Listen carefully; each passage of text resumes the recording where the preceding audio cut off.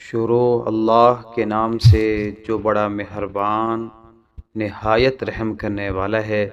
السلام علیکم ورحمۃ اللہ وبرکاتہ۔ کتب فقہ میں روزہ کی 8 اقسام بیان ہوئی ہیں۔ نمبر 1، فرض معین، ماہ رمضان کے روزے۔ نمبر 2، فرض غیر معین، ماہ رمضان کے قضا شدہ روزے۔ نمبر 3، واجب معین، کسی خاص دن یا تاریخ میں روزہ رکھنے کی منت مانے تو اسی دن یا تاریخ کو روزہ رکھنا واجب ہے۔ نمبر 4، واجب غیر معین، کفارے کے روزے، نذر غیر معین کے روزے اور توڑے ہوئے نفلی روزے کی قضا۔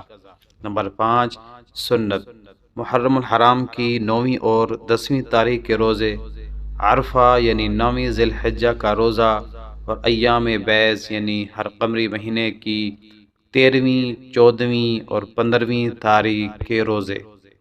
نمبر 6، نفل، ماہ شوال کے 6 روزے، ماہ شعبان کی 15ویں تاریخ کا روزہ، سوموار، جمعرات اور جمعہ کا روزہ۔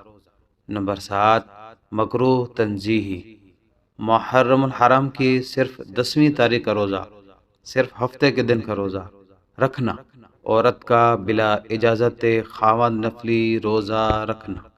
نمبر 8، مکروہ تحریمی، عید الفطر اور عید الاضحیٰ کے 2 روزے اور ایام تشریق یعنی ذی الحجہ کے 11ویں، 12ویں اور 13ویں تاریخ کے روزے۔